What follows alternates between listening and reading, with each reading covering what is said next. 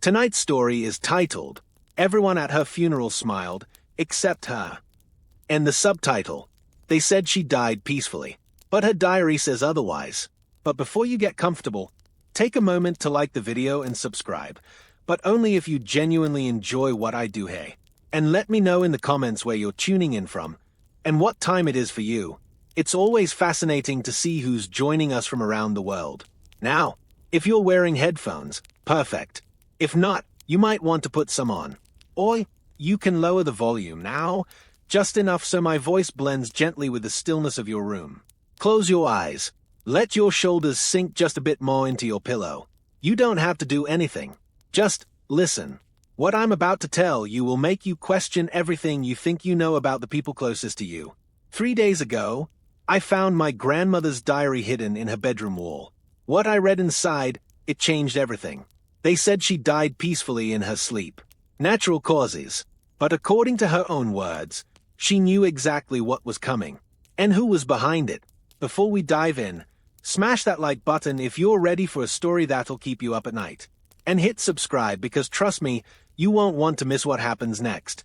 My name is Alex, and until last week, I thought I had the most normal, boring family in the world. My grandmother, Margaret Chen, was 78 years old.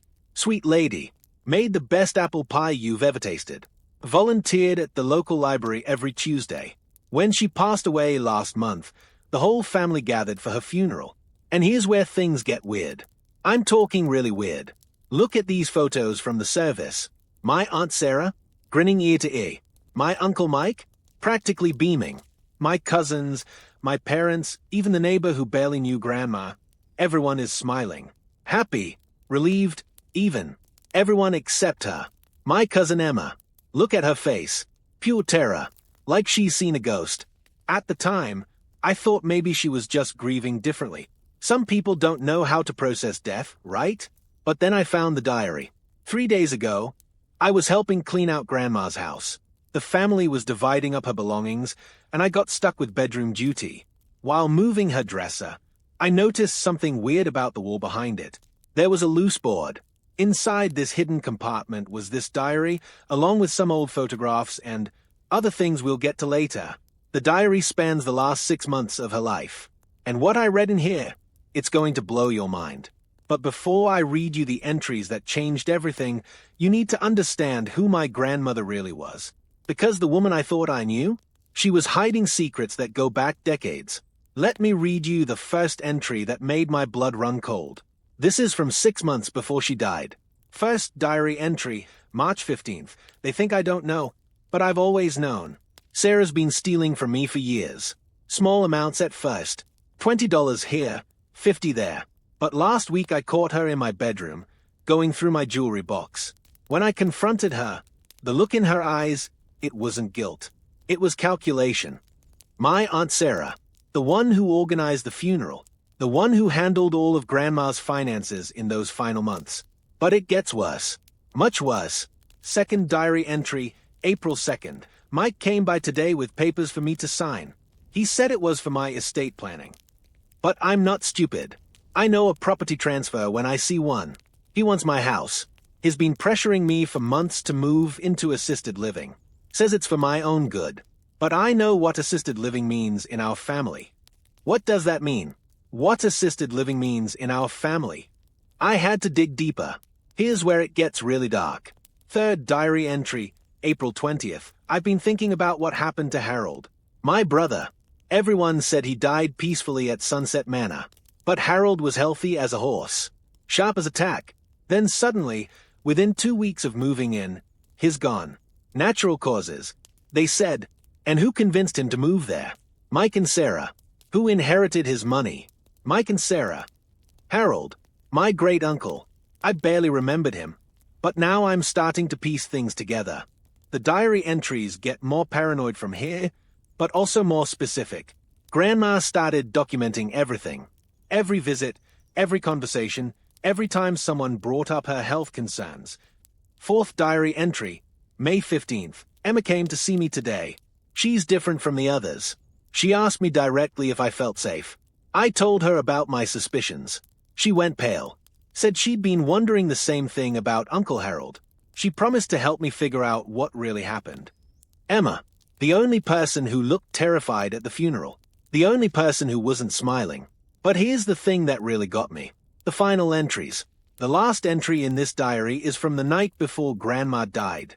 Last entry, VO, June 8th. They are coming tomorrow. Sarah called and said she's bringing someone to check on me. But I know who it is. The same nurse who visited Harold right before he died. Emma tried to warn me, but it's too late. I've hidden this diary where they'll never find it. If something happens to me, I hope someone discovers the truth.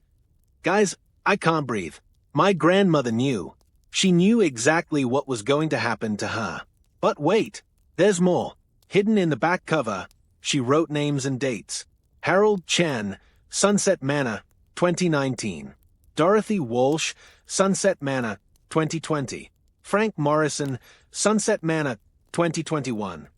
3 other family members, all convinced to move to assisted living by Mike and Sarah. All dead within months. All supposedly natural causes. And at the bottom of the list, in shaky handwriting, Margaret Chen, next. I looked up Sunset Manor. Closed down last year for administrative reasons. But I found something else. The nurse Grandma mentioned, she worked there. And guess who recommended her to the family? Sarah. I called Emma yesterday. She's been carrying this guilt for months. She knew something was wrong, but she was too scared to speak up. She thought she was just being paranoid. Emma, I should have done more. I should have protected her. When I saw her at the funeral, she looked so scared. Alex, even in death, she looked terrified. That's when I realized something.